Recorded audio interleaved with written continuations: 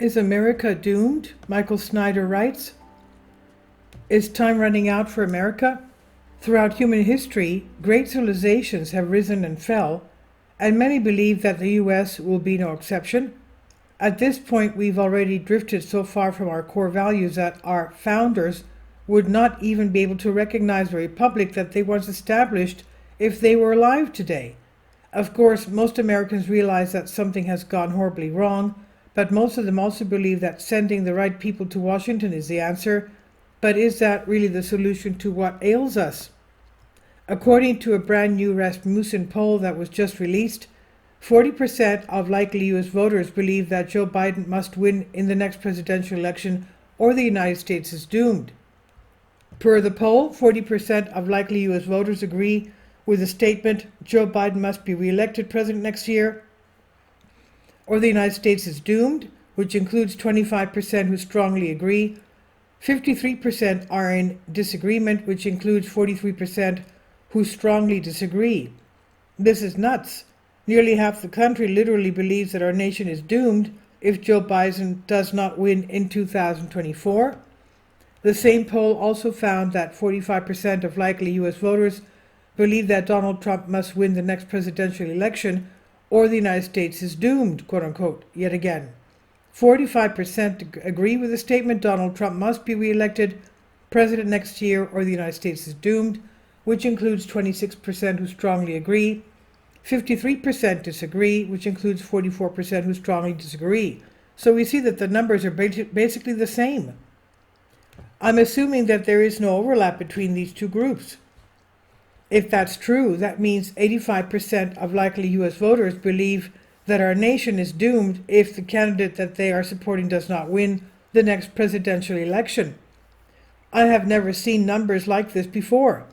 The stakes in 2024 are incredibly high, and the side that loses is going to be absolutely devastated. Over the next year, there will be endless campaigning as the upcoming election approaches, but meanwhile, our society is being ripped to shreds right in front of our eyes. In Chicago, predators literally roam the streets in their vehicles in the middle of the night looking for things to obtain. When the suitable target is identified, and of course, there's crimes. Now, in the old days, thieves would at least wait until the cover of night to go out and do their thing, but now there's very little fear of the police.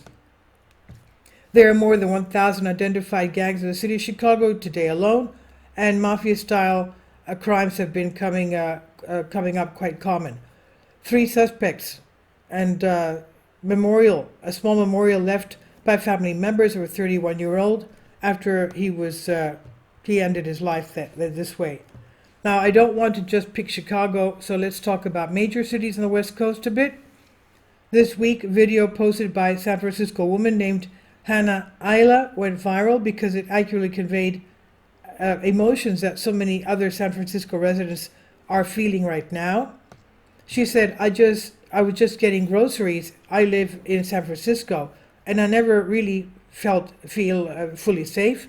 If you live in San Francisco, I'm sure you know what I'm talking about. And I just got groceries. I'm walking out of the store, and this guy's walking by past me, and he says, move you. I'm not going to say what he said. And he spits in my face, she said. Spits all over my face, she repeats. And I say, excuse me, did you just spit in my face? He says, move, or I'm not going to say that. Also, people everywhere, they're just being vile. Now, she said, I don't even know why I'm posting this, she concludes. If you live in San Francisco, do you feel this way all the time? I don't feel safe, ever. I literally never feel safe. It's better when it's daytime, but nighttime, no. Not even leaving my house, she says. I don't think anyone that lives in San Francisco truly feels safe at this point. Crime is completely out of control, but many would agree that conditions in Oakland are even worse. In fact, 43-year-old woman that has lived there her entire life says she is being forced to move because she has become too scared to go outside of her own home. She says a lifelong Oakland resident has made the heartbreaking decision to move out of the city after soaring crime rates left her too scared to go out. Christine Cook, 48, spoke of many in Oakland As she sobbed, "I can't take it anymore. I got to the point I was too scared to leave my home." And she said, "The fact that I'm being pushed out because I emotionally cannot take it anymore is horrible." Burglary rates in the city are 41% up on last year, and robberies have increased more than 20%, according to police data, and more crimes. Our cities have degenerated into crime-ridden hellholes, and our country does not have a future if we stay on this path. But instead of working to fix our cities, Joe Biden continues to spend giant mountains of money overseas. For example, it's being reported that Biden has actually given more than $2 billion to the Taliban during the past 2 years. A report by the Special Inspector General for Afghan Reconstruction, SIGAR, notes that Biden administration has given $2.35 billion to Afghanistan over the past 2 years, despite the fact that it's now ruled by the Taliban again, following the disastrous U.S. withdrawal in 2021. The Washington Free Beacon shared details of the findings Tuesday, noting that the funds could be propped up by the Taliban's terrorist government, and of course $2 billion just a drop in the bucket compared to what Biden has given to Ukraine. Meanwhile, our own country is in absolutely horrible shape. I write a lot about our rapidly growing economic problems, but the moral decay that's eating away at the foundations of our culture is an even bigger crisis. And we can see this moral decay in major cities from coast to coast, and we can also see it in rural areas, and here's one example. A woman in Texas has been placed under arrest after dozens of dead horses and dogs were discovered at a ranch reportedly under her control. Animal cruelty had been suspected at the ranch in Westminster, Texas, about 50 miles northeast of Dallas for some time. Dating back to 2019, police had received reports of alleged animal cruelty at the property at least 15 times. Recently, police received yet another report regarding animal maltreatment. Landscapers who had been doing work at the ranch called authorities to claim they'd seen the decaying remains of several animals. Reading that probably made you very angry, and it should. If the police had taken previous reports of animal cruelty seriously, a lot of those deaths could have been prevented. But it is not just a few crazed nuts like that woman that are our problem. The truth is that our entire society is deeply sick. It's being reported that Pornhub is visited 115 million times a day, and many of those visitors are young adults and others. Now, to put those numbers in perspective, there are only 331 million people living in the United States. Please keep that in mind that we're just talking about one website.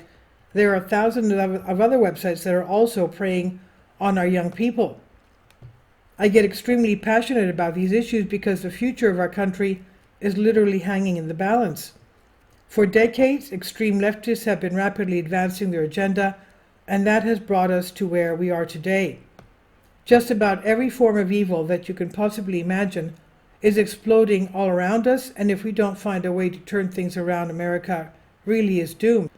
This is by Michael Snyder. He says about the author, "My name is Michael," and my brand new book entitled End Times is now available on Amazon. In addition to my new book, I've written 6 other books that are available on Amazon, including 7-Year Apocalypse, Lost Prophecies of the Future America, The Beginning of the End, and Living a Life That Really Matters, Commissions Earned. When you purchase any of these books, you help to support the work that I'm doing, and one way that you can really help is by sending copies as gifts to family and friends. Time is short, and I need help getting these warnings into the hands of as many people as possible. I've also started a brand new Substack newsletter, and I encourage you to subscribe so that you won't miss any of my articles.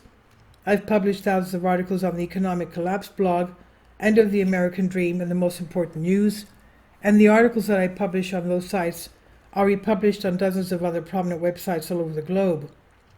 I always freely and happily allow others to republish my own articles on their own websites, but I also ask that they include this about the author section with each article.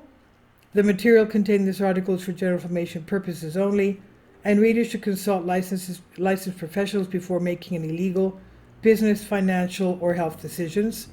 I encourage you to follow me on social media, Facebook and Twitter, and any way that you can share these articles with others is definitely a great help. These are such troubled times and people need hope. John 3:16 tells us about the hope that God has given us through Jesus Christ. For God so loved the world that he gave his only begotten Son, that whosoever believeth in him should not perish but have everlasting life. If you've not already done so, I strongly urge you to invite Jesus Christ to be your Lord and Savior today. And this is on the Economic Collapse blog by Michael Snyder. Please leave your comments, and thank you for your support. Finally, support my Patreon account. The daily posts are 5 videos daily, and they are totally different from what I have on my YouTube channel. Thank you so much for your support and that you find all my content so interesting. You'll find the Patreon account details in the description box below.